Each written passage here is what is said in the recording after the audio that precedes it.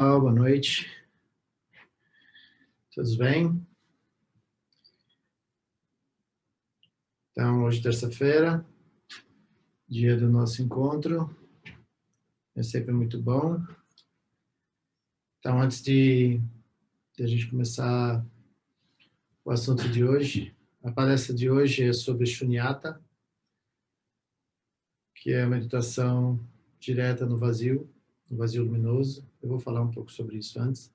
Mas é que nós fizemos uma sequência, né? Nós fizemos Shamatha, depois fizemos Vipassana. Shamatha como calma mental, desenvolver a habilidade de permanecer com a atenção no momento presente, sustentar a visão unifocada no objeto escolhido, que simplesmente é o momento presente em si. Depois nós falamos sobre Vipassana, que em conceito é a meditação da sabedoria cognitiva, a meditação da análise. E hoje nós vamos falar sobre Shunyata, que é a meditação direta no vazio luminoso. Mas antes disso, eu queria fazer um comercial, né? Eu postei em todas as mídias hoje que o nosso calendário de março já está totalmente disponível na plataforma da Simpla. No site, nós estamos ainda construindo o calendário ali, mas se vocês entrarem na plataforma Simpla, todas as atividades de março já estão ali disponibilizadas para que vocês possam se inscrever. E é um pouco diferente, só um pouco diferente do que vínhamos fazendo anteriormente. Nós abrimos a quarta-feira também para ser curso ou workshop. Então, esse mês de março, amanhã começa um curso, um workshop, mas é mais como um curso, que é sobre os 12 elos da originação dependente, ou outro nome é a Roda da Vida, que é uma explicação muito clara sobre a base da psicologia budista. Como que nós conhecemos a psicologia budista, como que as emoções aflitivas têm sua origem, então como que nós podemos interpretar isso a partir desse texto. E em português existe um texto, estou já citando, que chama-se O Sentido da Vida, que é um texto escrito por Sua Santidade Dalai Lama, traduzido em português. Não sei se é fácil ou difícil de achar, mas existe esse livro, que chama-se O Sentido da Vida, cujo autor é Sua Santidade Dalai Lama. Quem tiver interesse em aprofundar um pouco mais do que nós vamos estar falando durante essas 4 semanas que começam amanhã, tem esse livro que eu recomendo. Ok? Na quinta-feira, nós vamos começar um outro curso, que é sobre reduzindo o sofrimento e sustentando o contentamento. Esse ensinamento eu vou dar com base em um texto, um livro-texto escrito pelo Gashpend, não tem ainda tradução em português. O Gashpend deu uma aula sobre esse livro em sua última visita ao Brasil, na Tibet House Brasil, em São Paulo. E à época, nós conversando, ele me incentivou muito a dar um ciclo de aulas sobre esse texto.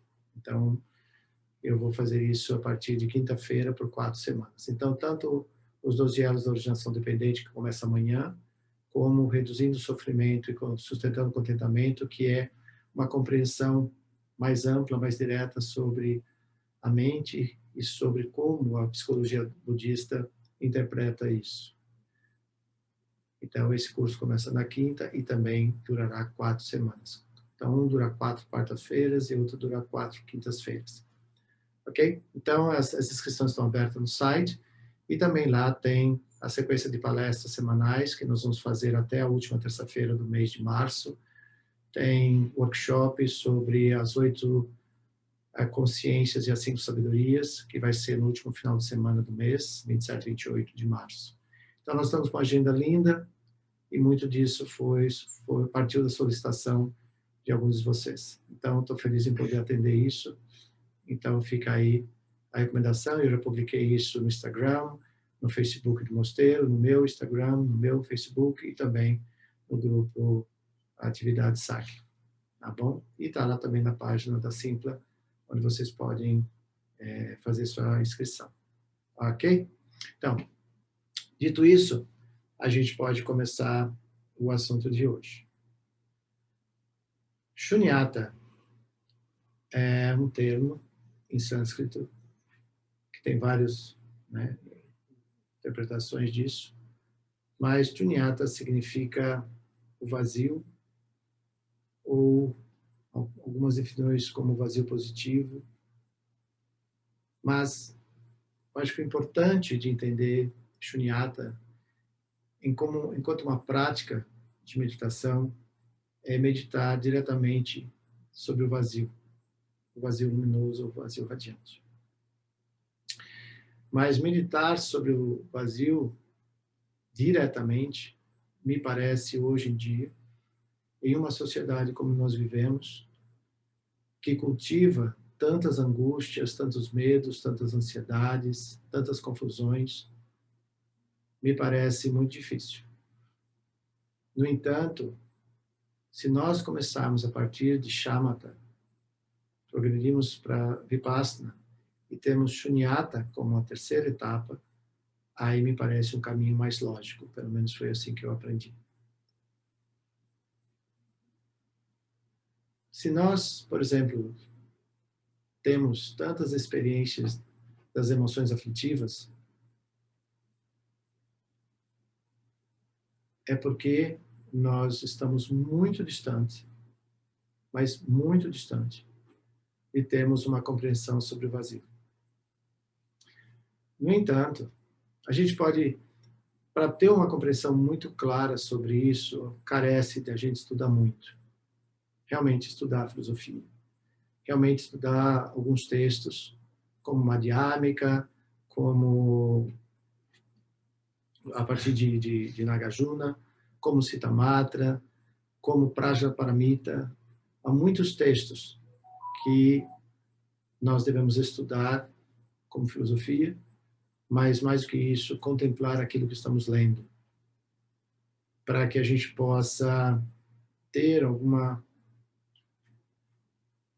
elemento cognitivo, para que quando a gente meditar sobre o vazio, a gente possa dar sustentação a essa compreensão. Obviamente que, eu sempre falo para vocês, ter uma compreensão intelectual não nos leva a uma experiência direta. Tentar ter a experiência direta também pode significar deludir a mente. Achar que está meditando no vazio, mas é um vazio criado, né? Não é a realização do vazio. Então eu vou postar amanhã nas redes sociais e no WhatsApp, Atividades do Mosteiro, algumas referências em português que estão disponíveis na internet, principalmente uma delas, que vai fazer um diálogo curto, mas extremamente importante, porque quando a gente estuda, a gente faz esses debates filosóficos entre as diferentes escolas para que a gente possa ampliar a nossa visão e não fechar a visão. Então, quando a gente fala em vazio, não é que vazio não há nada ali. Vazio, na verdade, no Dharma, significa a origem. Mas para a gente poder entender origem, nós precisamos ter uma visão ampla sobre o conceito de causas e condições, de como que as coisas coemergem de causas e condições. Por exemplo, amanhã começa o curso Os 12 Elos da Elucidação Dependente. Então, basicamente, todos vocês que já têm alguma aproximação com o Dharma, conhecem o famoso desenho da roda da vida, que tem no eixo, no centro dele, né, 3 animais, basicamente o javali significa ignorância, depois o outro animal significando a raiva e o desejo e a raiva. Então, mas a base é a ignorância. Essa ignorância significa ignorar a natureza última dos fenômenos. Então, quando a gente pensa na palavra Buda, a palavra, traduzindo ela, muitos de nós conhecemos como aquele que despertou do sonho da ilusão. E quando se pergunta que ilusão, De que ilusão que ele despertou? Então a resposta é, ele despertou do sonho, da ilusão, de pensar ou crer e aceitar que tudo que nós vemos é concreto, é real e existe por si. Essa é a grande visão equivocada. Porque basta nós analisarmos, basicamente, a nós mesmos. Ninguém aqui nasceu sem depender de causas e condições. Todos nós nascemos de pai e mãe. Nossos pais nasceram de pai e mãe.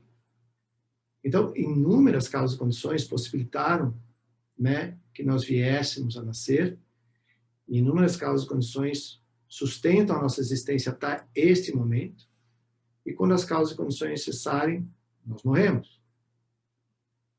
E a mesma coisa se aplica para qualquer coisa que nós venhamos a perceber a partir desta vida. Mesmo uma rocha tão rocha, ela não nasceu rocha, né? Se nós pensarmos na evolução dos planetas, como é que surge um planeta, a explosão de uma estrela, enfim, né? Tudo isso é causa e condição. O mesmo esse planeta já passou por inúmeras transformações e continua passando todo dia. Assim também o nosso corpo. Então, vazio, numa primeira análise bem rasa, significa essa compreensão que nada existe por si. Nada tem uma existência inerente. Todas as coisas que nós podemos perceber a partir desta vida, dessa forma humana que nós temos, toda e qualquer coisa é resultante de causas e condições que estão por si em movimento. Nós estamos envelhecendo todos os dias. A maneira como nós percebemos a realidade muda. Nós mudamos de ideia toda hora. Então não há nada sólido, nada concreto. E todas as vezes que nós pensamos que nós possuímos algo, que nós controlamos algo, a nossa grande raiva é quando a gente descobre que a gente não controla nada, não possui nada, e assim por diante. Então a grande ilusão é crer no mundo das aparências. Mas como fazer se nós vivemos essas aparências? Como fazer, como viver, né, nessa realidade? Basta entender a realidade. Assim fez Siddhartha Gautama. Simplesmente pense, Buda alcançou o estado búdico e viveu por mais 45 anos. Nesse mesmo planeta, nesse mesmo mundo, caminhando com seus discípulos, vivendo nas florestas, e assim por diante. Mas certamente que a compreensão dele, a visão que ele tinha sobre a realidade era uma visão direta. Visão direta, conceitualmente, eu acredito que todos vocês entendem, nós somos pessoas inteligentes. Nós temos cognição. Então nós podemos falar, nossa, isso não é novidade, imagine. E eu não sei que todas as coisas dependem de causas e condições. Ah, o que esse monge está dizendo? Muito bem. Se você realmente entende de onde vem seus ciúmes, a sua inveja, a sua mesquinhez, a sua ganância, os seus medos, as suas aflições emocionais. De onde vem isso? Então, uma coisa é ter uma compreensão intelectual disso, e a outra é ser capaz de trazer essa compreensão para a nossa vida diária. Simplesmente isso. Tomar como exemplo a pandemia. Se nós olharmos a pandemia, o que é que nos incomoda na pandemia, olha que não é o coronavírus, viu? Porque se fosse, estava todo mundo em casa. Porque o coronavírus realmente ameaça a nossa vida. Tem mais de 1.500 pessoas morrendo todo dia. Isso não é uma ilusão, as pessoas estão morrendo. Mas nós desafiamos isso, porque eu tenho que sair de casa. Eu quero sair, eu quero ganhar dinheiro. Eu quero isso, eu quero isso, eu quero isso. É minha liberdade, é meu direito de ir e vir. Aí nós colocamos um monte de coisas. Nós, todos nós. Não estou me falando que eu estou num caixinha de vidro, não. Todos nós. Agora, se nós queremos realmente entender o vazio, é nós entendermos exatamente o que nós estamos fazendo agora. Simplesmente isso. Porque certamente que nenhum de nós quer morrer. Certamente nenhum de nós quer ser contaminado pelo Covid-19. Todos nós hoje estamos sofrendo de uma outra ansiedade, que é que dia que eu vou ser vacinado. Segundo a boa notícia, o meu dia é dia 18. Impermanente. Cada dia o nosso ministro fala que vai ter dose, não vai ter dose, vai ter dose, vai ter dose. Vamos saber até o dia 18 de março se vai ter dose ou não. Mas, na verdade, não adianta falar dele. Na verdade, é causas e condições. As vacinas têm que ser produzidas. Elas têm que ser distribuídas. Elas têm que alcançar onde nós estamos. E nós estamos lá no dia certo, na hora certa. Tudo isso são causas e condições. Queremos ou não, causas e condições. Dá um exemplo bem claro. Se tem controle sobre isso? Não. Então, quando nós falamos sobre o vazio, uma das principais coisas que nós temos que olhar é qual é a nossa dificuldade em entender o vazio. Flores nascem todo dia, flores desabrocham todo dia, flores secam todos os dias. Pessoas nascem todo dia, pessoas morrem todo dia. Pessoas ganham dinheiro, pessoas perdem dinheiro. Nós ficamos sadios de manhã, de noite podemos estar no hospital. Acordamos de manhã, de noite podemos estar no caixão. Quem tem controle sobre isso? Ninguém tem. Então, essa é a realidade do vazio. Então, porque vocês são jovens, minha vida vai ser longa, eu vou ser sempre sadio, vai dar tudo certo na minha vida. Quem disse? Não há garantia nenhuma disso. Então, o vazio, para a maior parte de nós, é altamente irritante. Muitos de nós não querem pensar sobre isso. No entanto, todos nós, se possível, queríamos ser capazes de não ter tantas aflições emocionais. Obviamente. Todos nós queríamos permanecer nos 21, 22. Não é possível isso. Então, como é que a gente lida com isso? Quando a gente fala em meditação shunyata, por isso que eu deixei ela por último, é porque, na minha experiência, eu falo da minha. Pode ser que haja pessoas muito mais desenvolvidas que eu, e certamente que há muito mais evoluídas que eu. Eu sou um Zé Mané, não sei nada.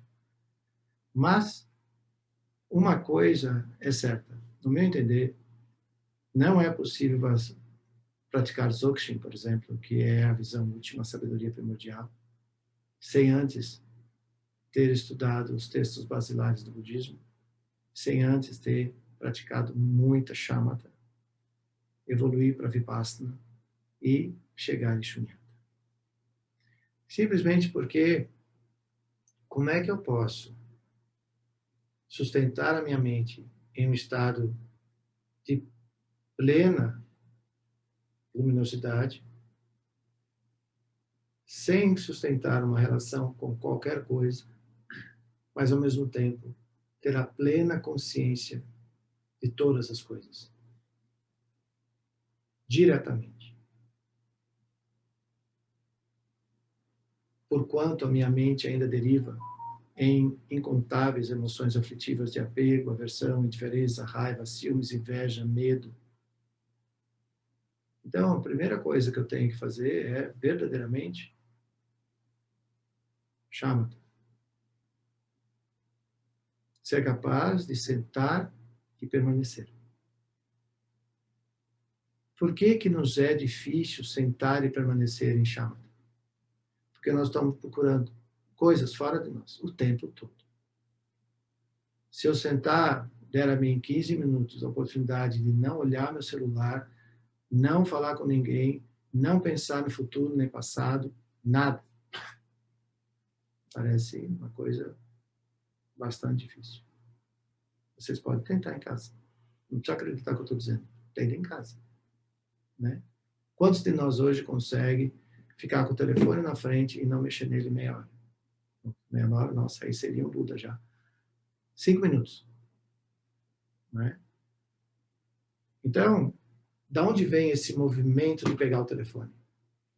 Vem de uma coisa chamada ansiedade. Então, se eu não sou capaz de controlar esse impulso, eu jamais vou entender o que é vacuidade. Nunca. Então, o telefone certamente é um instrumento de trabalho hoje em dia para muitos de nós. Eu estou dando aula aqui porque tudo isso é construído através desses meios de comunicação.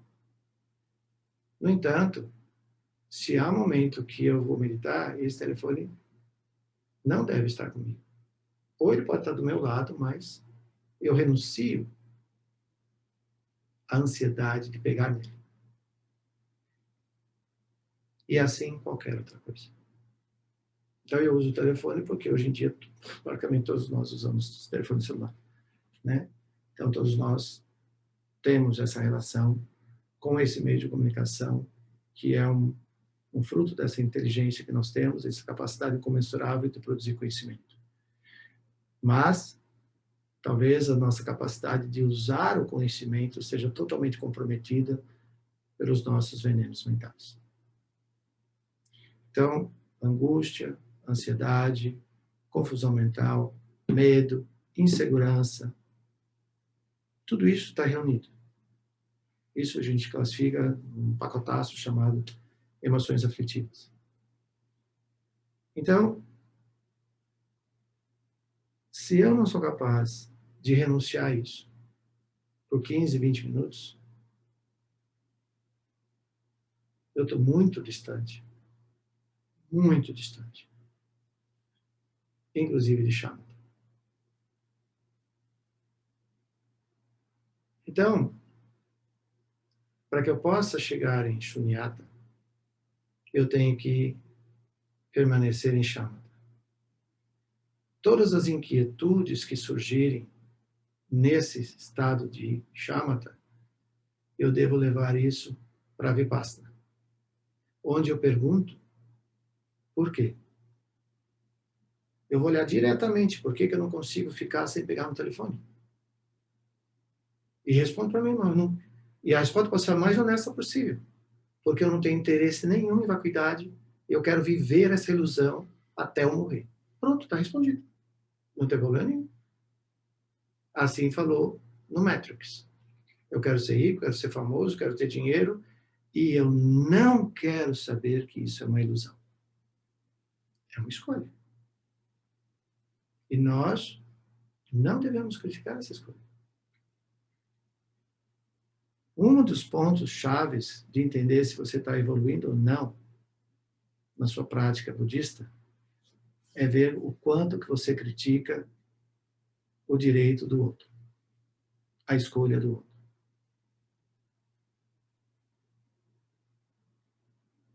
Então eu virei budista, eu virei vegetariano, eu critico os que não são vegetarianos. Eu virei vegano, eu critico os dois, o vegetariano e o carnívoro. Então a minha evolução espiritual está a zero.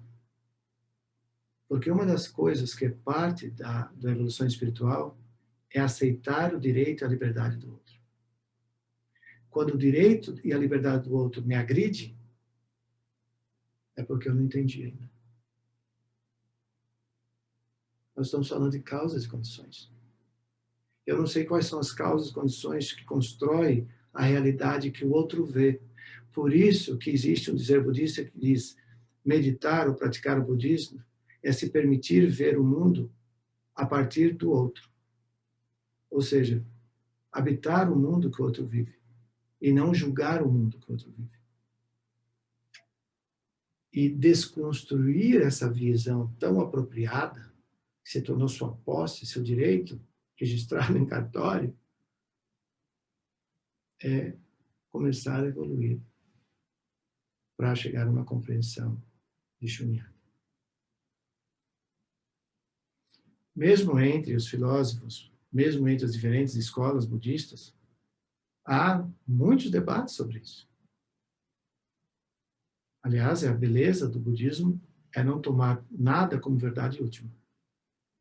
Porquanto essa verdade puder ser questionada e refutada, ela não é verdade última. E por isso que o próprio Buda Shakyamuni dizia, Não acredite em nada do que eu digo, porque sou eu que estou dizendo. Essa verdade só será verdade para você, como você experienciar e torná-la sua realidade. Antes disso, se for bom, acolha. Se não for bom, esqueça. Simples como isso. Então, meditar em Shunyata, meditar no vazio, representa entender. Tilopa diz, não há que não há nada lá. Sim, há, mas você tem que descobrir por si próprio.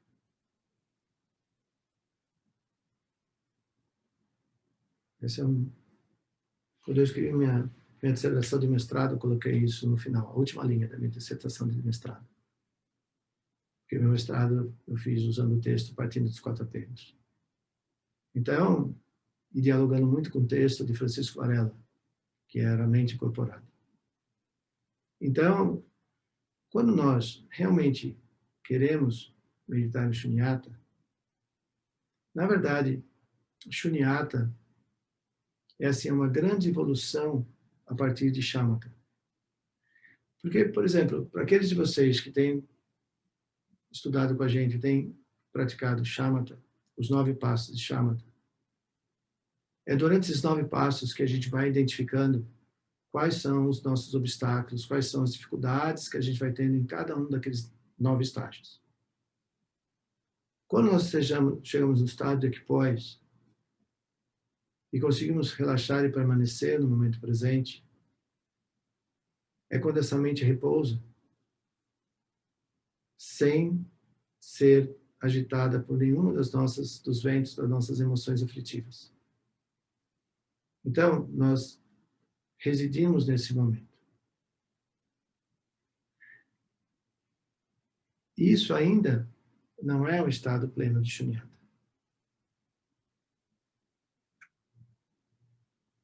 Quando eu chego no 9º estágio de Shamatha, é quando eu estou preparado para trazer para a minha prática de meditação Vipassana. Porque a partir dessa quietude luminosa da mente, é que eu posso desenvolver a visão penetrante sobre o que quer que seja que eu quero trazer para a análise, ou simplesmente repousar no estado natural de Vipassana.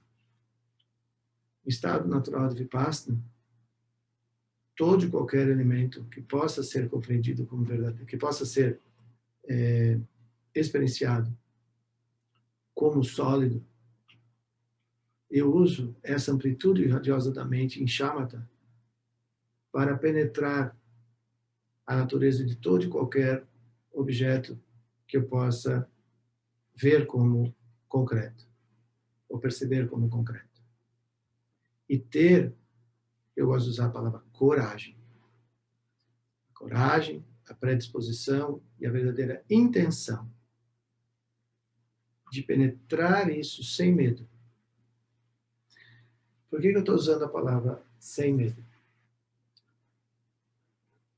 Não raro, para muitos de nós, quando nós começamos a realmente usufruir desses estados profundos de meditação, existe um certo medo, porque existe um certo apego.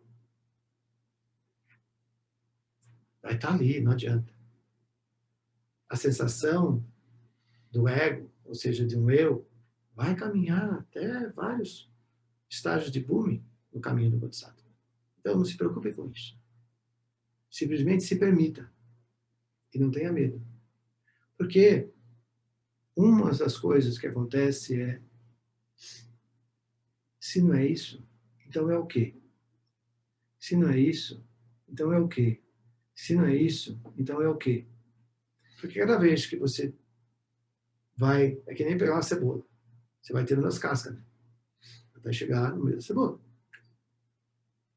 Só que à medida que você vai conhecendo você, a si próprio, lembra que eu sempre gosto de dizer que meditar é familiarizar-se com você mesmo. Sem medo. E se eu não for o que eu estou pensando que eu sou, como é que eu fico? Vai que eu descubro alguma coisa que eu não... Oxi! Como é que é negócio? Não é brincadeira, não, é sério. A gente experiencia isso em umas coisas bem mundanas na vida. Quantas pessoas hoje em dia estão descobrindo que a carreira que eles escolheram não tem nada a ver com a vida que eles gostariam de ter? Tá aí um exemplo simples. Quantos têm a coragem de abrir mão do alto salário, do status, do carro, zero da casa, 5 casas, em todo canto uma casa? Quantos têm coragem de abrir mão de tudo isso? Simplesmente para se permitir viver uma vida simples. Porque quem tem muitas coisas, tem junto com as muitas coisas inúmeras preocupações, inúmeros medos, inúmeras tensões. Quantos de nós não costumam falar, nossa, queria ter uma vida bem mais simples do que essa, seria tão mais fácil? A gente fala isso. Aí vira um monge budista e fala assim, e por que você não faz? O que te impede de fazer? Aí talvez você responda, se eu tiver a vida que eu gostaria de ter realmente, eu não vou ter nenhuma dessas condições para a roupa que eu uso, o creme que eu uso, o perfume que eu uso, o restaurante que eu frequento. Aí vem uma lista de ilusão. Porque toda essa roupa, os cremes, os restaurantes, as viagens, me parece que não tem sido suficiente para sustentar você a coisa mais básica da vida, que é a felicidade genuína. Felicidade genuína é a felicidade básica. Eu tenho um lugar para morar, que não precisa ser luxuoso. Tenho uma roupa de vestir, que não precisa ser de grife. Tenho comida para comer, que não precisa ser gourmet. Tenho um salário que paga essas coisas. E tenho uma liberdade de ir e vir que eu nunca havia tido antes. Então, se você quer meditar em Shunyata, Shunyata significa entender a natureza ilusória de tudo isso. Porque todas essas coisas que eu citei, vocês podem fazer uma lista muito maior que a minha, todas essas coisas estão presentes na sua vida graças a causas e condições. Gratidão, méritos que nós tivemos ao longo da nossa vida que pudemos construir tudo isso. Ótimo, legal. Se em algum momento de tudo isso você perceber que isso hoje se tornou uma grande prisão para você, que sustentar tudo isso tirou de você totalmente a sua liberdade, te dá um status, mas não significa liberdade. Isso é fórum íntimo. Tudo isso que eu estou dizendo é fórum íntimo. É a percepção e a liberdade de todo e qualquer um. E que as escolhas possam ser feitas sabendo, esse é o ponto, que todas essas coisas materiais que nós podemos ter, inclusive o nosso próprio corpo, é totalmente transitório, temporário. E que tudo isso pode mudar assim. Você pode sair de casa no seu carro lindo, maravilhoso, super saudável, bonito, bater o carro, sair do acidente tetraplégico. E agora? Uma vez, um paciente terminal virou para mim e disse assim, eu estava na casa dele, cuidando dele na casa dele, ele disse assim para mim, Lama, tinha que ser agora. Olha para tudo isso. Quantos anos eu levei para construir tudo isso aqui? Quanto eu trabalhei. Agora que eu vou começar a usufruir a vida, me surge essa doença terminal. Por que eu? Por que agora? Isso não é raro de ser escutado.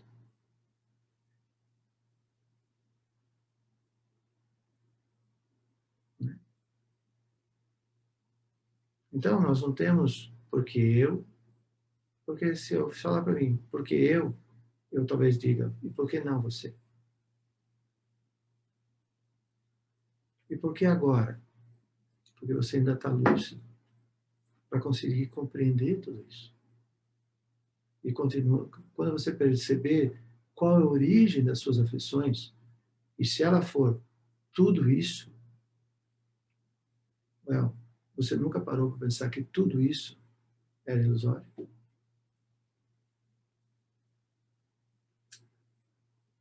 Porque todos nós vamos morrer. E certamente que a gente não vai levar tudo isso.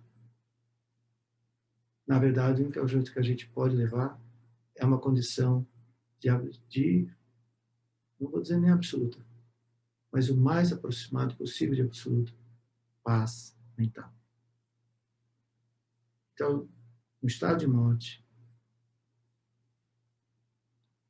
é um absoluto momento de que toda a nossa história se reflete no espelho. Então, não é raro as pessoas falarem isso. Porque agora, olha tudo que eu construí. Você sabe quanto eu me sacrifiquei na vida para construir tudo isso aqui? E agora que eu ia usufruir?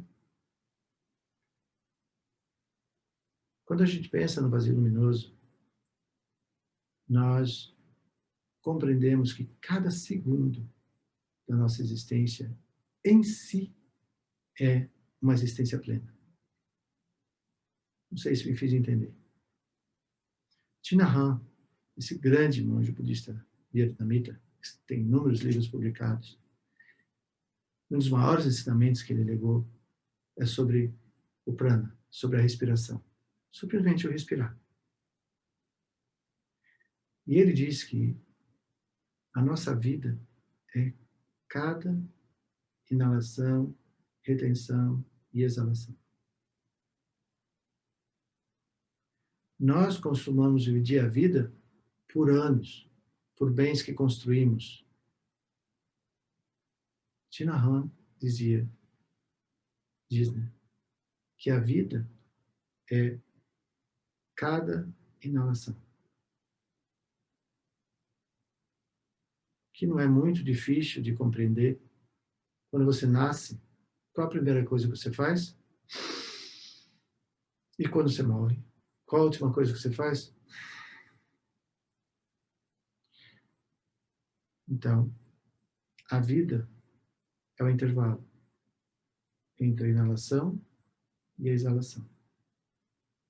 Por isso que já em Shamatha, a gente aprende a residir no espaço entre uma inalação e uma exalação.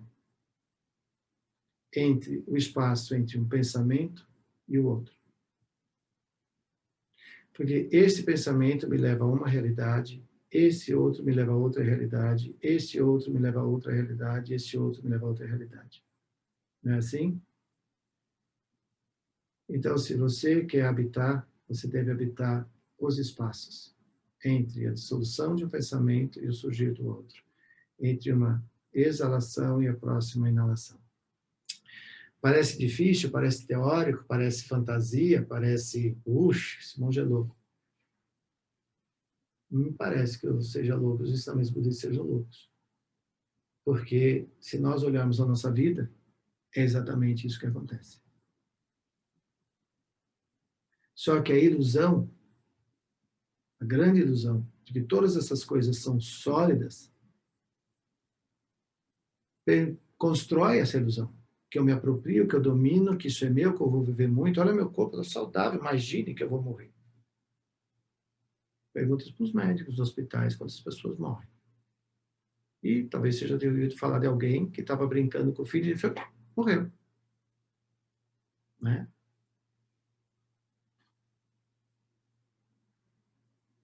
Então, se eu quero realmente praticar shunyata, eu acho que praticar shunyata é um dos exercícios mais lindos que existem. Mas, como eu já falei anteriormente, me parece muito difícil nós praticarmos shunyata sem ter praticado por muito tempo shamatha e vipassana. Porque se eu não tenho uma compreensão plena sobre a originação dependente de todos os fenômenos, meditar em shunyata não vai caber.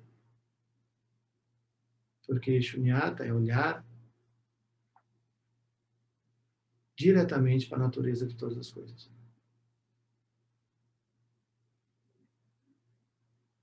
Shunyata, por exemplo, é você, por exemplo, olhar para... Vamos usar um exemplo meio difícil, meio duro, né? Por exemplo, olhar para os nossos filhos, ou nossos pais, que são os objetos do nosso maior amor, do nosso maior apego. Olhar para eles e simplesmente ver que eles são ilusões. Que, na verdade, o que nós temos é a experiência, mas nós não temos a propriedade.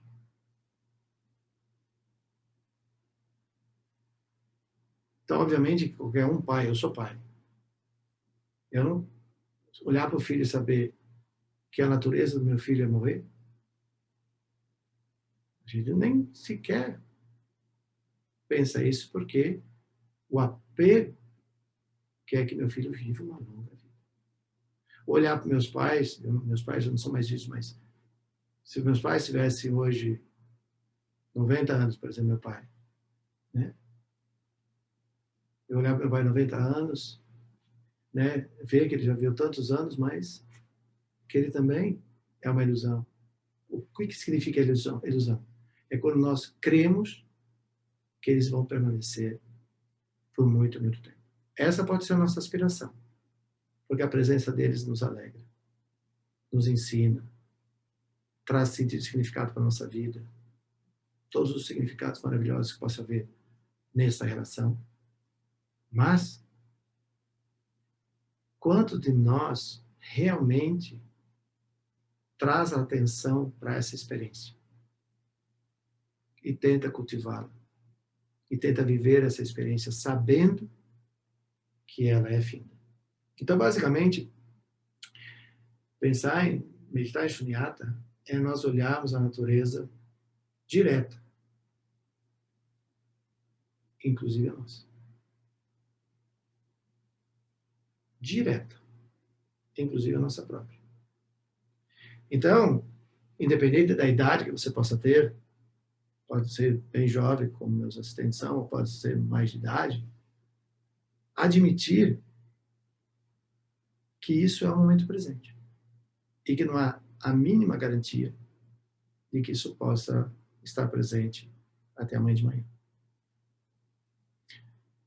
O difícil de pensar em Shunyata, o difícil em olhar diretamente para o fenômeno, o difícil em aceitar a vacuidade do fenômeno. Falar assim, olhar para a vacuidade do fenômeno seria o mesmo de olhar para o meu assistente e falar assim, nossa, você é vazio, você não existe, você é só uma ilusão, né? Mas essa é a verdade. Amanhã ele pode ter um piti e arrumar as malas e ir embora. Ou eu posso mandar ele embora. Ou eu posso amanhecer morto.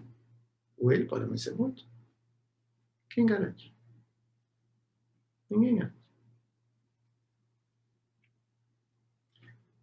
O ponto é esse. O que faz ser difícil, muitas vezes, olhar diretamente para o vazio é a responsabilidade implícita no vazio. O que significa dizer, essa realidade só existe agora. Então, nós temos que ser responsáveis pela maneira como nós cultivamos essa realidade. A maneira como nós vivemos essa realidade. E aí vem todo o conceito de Vipassana, que é viver essa realidade dentro dos 3 princípios. Que é shamatha, ou seja, viver o momento presente, que é ética, que nesse momento nós não viemos a produzir nenhuma ação que possa ser causa e condição de sofrimento para nós e para outros, e entender a sabedoria, que é isso que nós estamos vivendo, só existe agora. Então, cada vez que nós nos separamos, nem que seja, na hora, vamos trabalhar, vamos trabalhar, você vai para o céu, a gente se separou, não foi? Não há nenhuma garantia que a gente esteja junto de novo. Por isso que muitas vezes eu falo, não saia de casa batendo porta, não saia de casa fazendo birra para alguém, não saia de casa com aquele prazerzinho, você vai ficar aí sofrendo um pouquinho para você ver o quanto eu sou importante. Porque pode ser, meu amigo, no fim do dia, a pessoa não esteja mais lá. Ou você não tenha mais volta para casa. Ninguém sabe. Então, quando a gente pensa em shunyata, é trazer toda essa responsabilidade. Pode ser que, no primeiro momento, essa responsabilidade possa parecer uma coisa pesada. Mas, na verdade, ela é altamente libertatória. Basta eu ter coragem de assumir isso.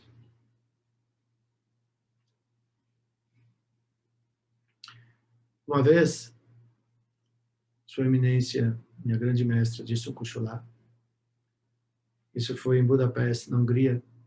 Ela tinha terminado de dar todos os ensinamentos de Revajra, o Tantra de Revajra. E um aluno perguntou a ela assim, mas qual a necessidade de eu ficar olhando para a Revajra, né, que é uma visualização extremamente complexa de ser criada na mente, sustentada na mente, se eu posso meditar direto no vazio? Eu não preciso criar tudo isso, eu não preciso entender nada disso. Basta olhar direto para o vazio. Esse menino estava estudando Dzogchen. Jason Kusho olhou para ele e disse assim, pergunta para o seu professor se ele chegou à realização de Dzogchen sem passar por esse método.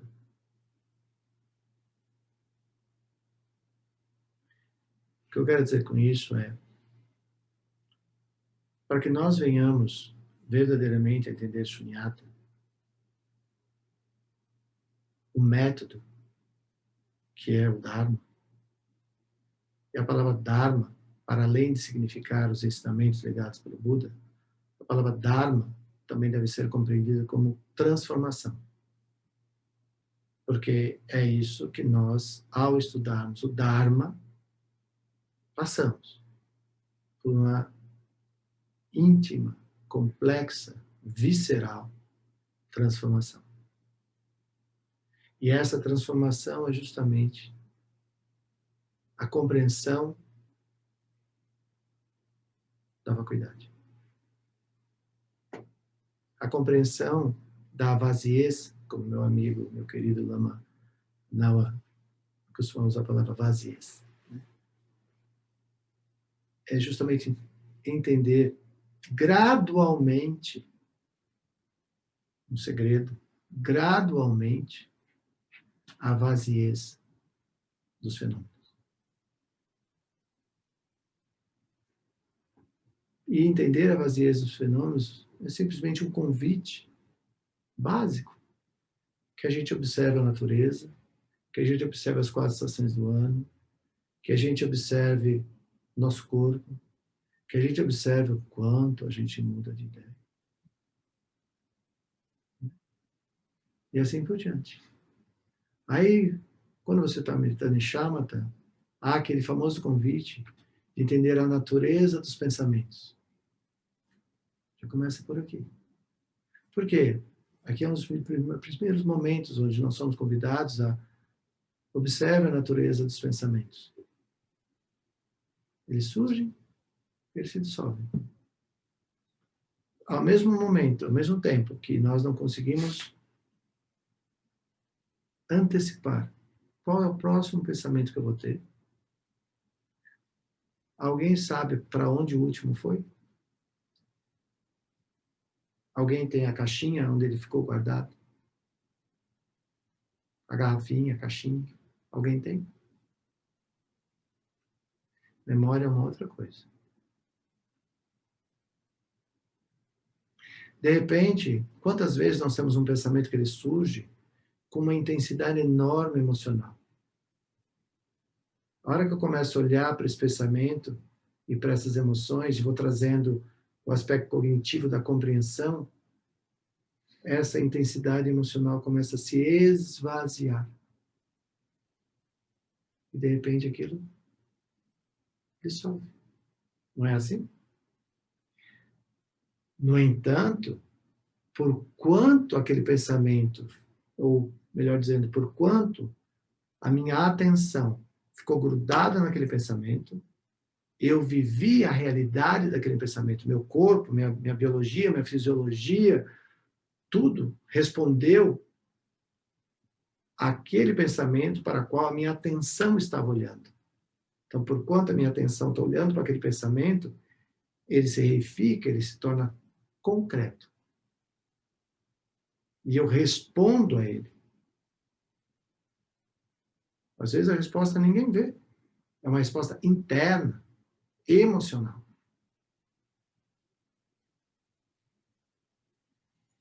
E à medida que eu crio coragem para olhar para esse pensamento, para isso que está acontecendo aí, e resolvo dar atenção no sentido, peraí, deixa eu ver o que está acontecendo aí. E uso a minha inteligência, a minha cognição, a minha história de vida, a minha experiência de vida, e vou desconstruindo esse cenário através da cognição, através de uma compreensão ampla, abrangente, espaçosa, acolhedora, respeitosa daquilo que estava ali, isso vai se dissolvendo. Se dissolveu para onde? Cadê os cacos? Cadê o entulho? Se dissolveu na vacuidade. Porque esse pensamento surgiu da vacuidade. Como assim? Quando causas e condições se fizeram presente, isso coemergiu. Surgiu na minha tela mental. E eu dei atenção a isso e isso virou a minha realidade. Ok. Nós estamos falando de um pensamento. Ótimo.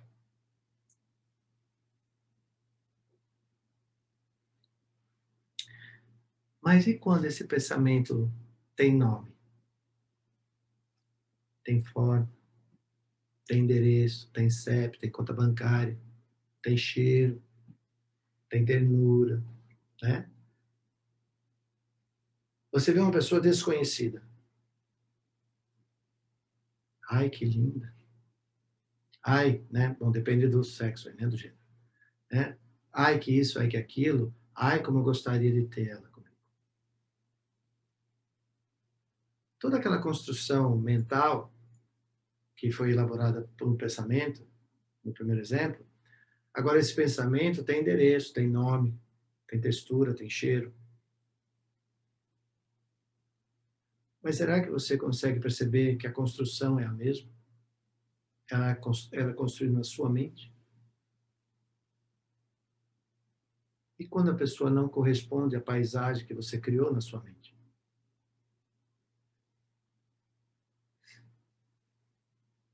Como é que fica?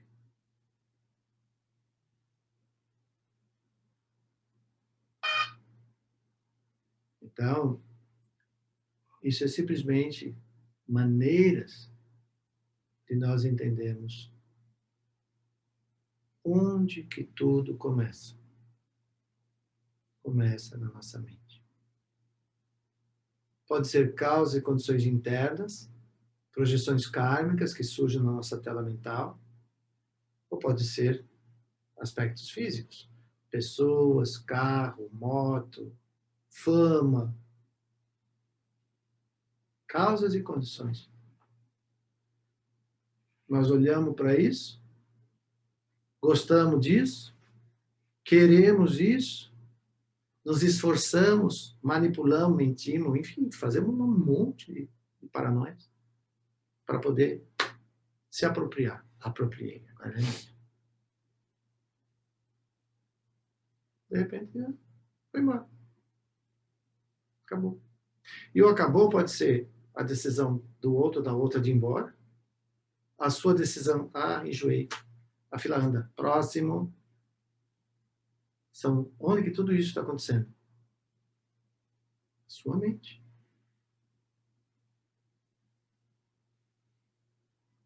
Tudo está na nossa mente. O erro é quando nós olhamos para o objeto externo, projetamos sobre ele essa ilusão e queremos que ele corresponda à nossa ilusão. Por isso que Lama Série uma vez disse assim, as pessoas hoje em dia falam que amam alguém, mas se ela olhar claramente, a maior parte de nós ama a pessoa que nos serve. Então a gente vai amar quem nos serve. E vou amá-la por quanto ela me satisfazer. Quando ela decidir que ela tem vontade própria, desejos próprios, sonhos próprios, e ela decidir não ser mais minha escrava, ela vai embora. Por isso que no Dharma, amor significa dar plena liberdade à pessoa que você ama. O tempo que ela permanecer com você, e você com ela, é porque ambos ainda viram um no outro o que vale a pena ser vivido juntos. Na hora que não vê mais um ou outro, vai embora. E não adianta você brigar, se puxar, botar na justiça, fazer tudo isso, porque não vai resolver nada. E mesmo que fosse possível, veja bem, mesmo que fosse possível prender uma pessoa juridicamente ao seu lado, pensa bem. Saber que a pessoa está do seu lado forçada e não porque ela quer. Talvez, na sua visão psicótica, possa valer a pena. Ela está aqui. Mas não está. Então, entende que Shunyata é a última das meditações, porque nela está implícita, ela é a compreensão plena do maior princípio da filosofia budista, que é a vacuidade. Então, em Shunyata, nós entendemos que toda a realidade que nós estamos vivendo hoje, nesse exato momento, eu estou aqui falando com vocês, os meninos estão aqui do meu lado e tal, são causas e condições que estão sustentando esta realidade. Vamos dizer que faltou a condição da energia. Acabou a nossa transmissão. Fica só a aula para os presentes. Vamos supor que eu morri. Acabou a aula. A não ser que alguém sente aqui e continue ela. É simplesmente causa e condições. Então, uma coisa que nós estamos experimentando na pandemia é justamente essa sequência que parece que não acaba nunca de causas e condições que mudam todo dia. Todo dia a gente tem que se recriar. Fase vermelha, fase amarela, fase laranja, fase roxa, fase preta. Como é que eu lido com tudo isso? Como é que as pessoas que têm negócio lidam com tudo isso?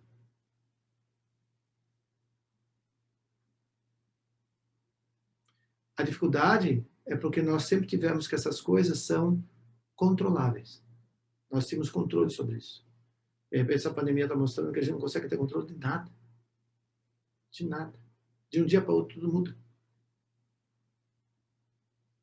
Então, para que a gente possa aliviar as tensões, é realmente compreender. Nada está sob controle. Cada dia nós vamos ter que aprender com a evolução que isso está tendo. E não é só com nós que está acontecendo. Está acontecendo no mundo inteiro. Todos os países estão passando pela mesma realidade. Então, essa compreensão maior de que causas e condições é o que nós vivemos. E que não há como amarrar e segurar nada disso. Por isso que o princípio de Vipassana é tão importante. Serenidade, lucidez, ética e a compreensão do movimento natural coemergente de todas as causas e condições. Isso, em última análise, significa entender a vaziez. E como que as coisas coemergem da vaziez? Elas vão coemergir como resultante das nossas ações. As nossas ações produzem a experiência que nós estamos vivendo e nessa experiência presente nós estamos criando a próxima. Então, por isso que a gente fala lei de causa e efeito. De novo, se nós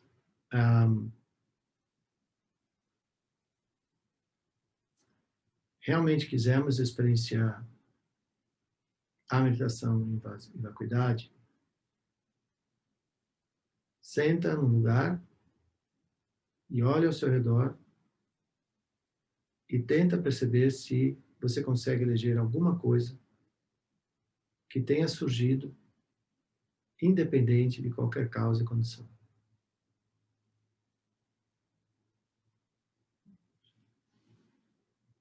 É o primeiro exercício. Se você chegar à conclusão que não há nada, observa no que essa conclusão te irrita, te incomoda, te inquieta. Por que é difícil saber que nós não temos controle sobre nada? Por que é difícil aceitar isso?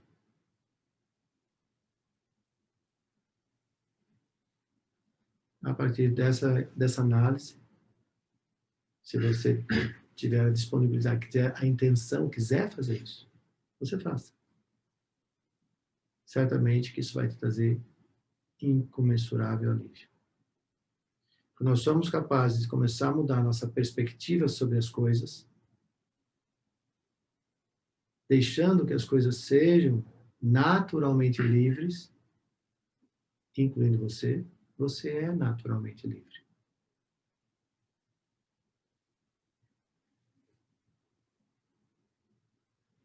E aí a gente vai chegar a uma outra conclusão muito, muito clara dentro do budismo, que é a liberdade e responsabilidade são duas coisas inseparáveis. É que nem amor e compaixão. São inseparáveis. Liberdade e responsabilidade são dois lados de uma mesma moeda. Amor e compaixão são dois lados de uma mesma moeda.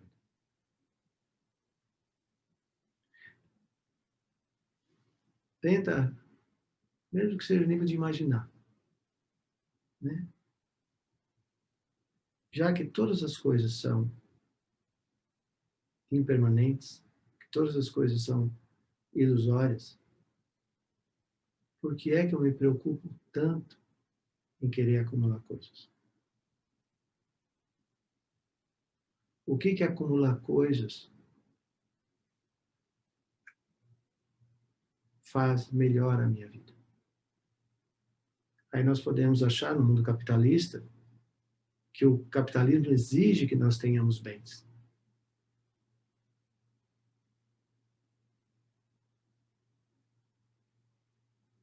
Aí a gente pode meditar um pouco sobre felicidade genuína. Felicidade genuína é uma visão clara que nesse mundo que nós vivemos, né, nesse mundo que todos nós humanos vivemos, há necessidade mínima, né, para sustentar a nossa condição biológica.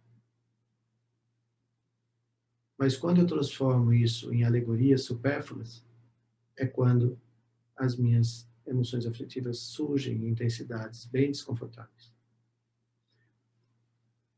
Seria a mesma coisa que se perguntar: eu posso ser uma pessoa simples e ser plenamente feliz? Lógico que pode. Eu conheço muitas pessoas simples e imensamente felizes.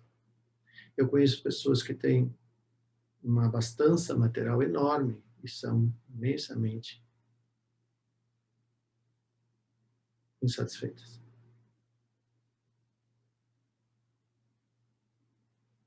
Como é que eu encontro equilíbrio entre isso aqui? Então, dentro da filosofia budista, existe uma grande discussão entre nihilismo e nihilismo, eu falei em inglês, nihilismo e eternalismo. E a gente tem Escola Madhyamika e Siddhamata. E dentro dessas duas existem outros textos, grandes textos, como a Prajnaparamita. Como que a gente consegue desenvolver um olhar que a gente chama de caminho do meio? Entre nihilismo e eternalismo. Como é que a gente consegue elaborar isso de uma maneira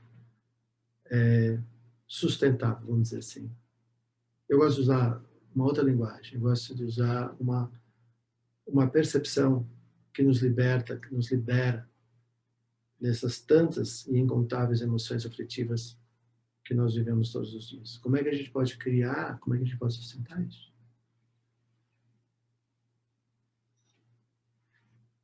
Então, fica aqui, né, enquanto temática da aula, que meditar em Shunyata, que é meditar diretamente sobre o vazio luminoso, sobre a natureza última, a natureza primordial da nossa mente.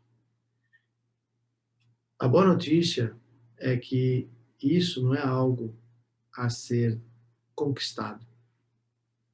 Algo é simplesmente a se permitir ser vivido. Porque conquistar significa que você tem que fazer muitas coisas para chegar naquele lugar. A compreensão budista é diferente. A compreensão budista é quanto que eu tenho que deixar ir, não é quanto que eu tenho que acumular, é o oposto. É quanto que eu tenho que deixar ir para que a minha mente possa voltar a residir no seu estado natural. É exatamente o oposto. Então, quando a gente fala no budismo que meditar é uma inversão de olhar, é isso. É parar de procurar fora, porque tudo que está fora é ilusório. Procurar dentro é para além desse corpo, porque esse corpo também é fim, também é ilusório. É saber olhar para além. Por isso que a gente tem Teata Ongate Gate Paragate Parasangate Bodhisattva, que é o mantra da Página Paramita. Olhar para além, além, muito além, pois lá não há sofrimento. Porque significa que lá não há nenhuma dessas construções ilusórias que sustentam a nossa experiência de sofrimento. E assim eu terminar a nossa aula de hoje. Tá bom? Agradeço a todos por terem se conectado conosco, estado conosco. Eu vou abrir aqui o painel para que, se vocês quiserem perguntar, compartilhar, contribuir, sintam-se totalmente à vontade. Tá bom? No mais, a minha gratidão por todos vocês, por terem participado conosco. Eu vou colocar talvez 1 ou 2 links simples, são links em português, independente de que a escola ele esteja vinculado, mas são links que trazem o debate, que trazem pelo menos alguns sutras, alguns textos, né, que são referências para que a gente possa pensar e falar sobre isso. Tá bom? Aqui no mosteiro, quando a gente dá o texto partindo dos 4 apegos, a última linha, que diz If grasping rise, you have no view, ou em português significa se o apego surge, você não tem a visão correta. É uma discussão sobre exatamente isso, mas não nomeado como Shunyata, mas é uma discussão que nos leva a uma compreensão maior sobre isso. Tá bom?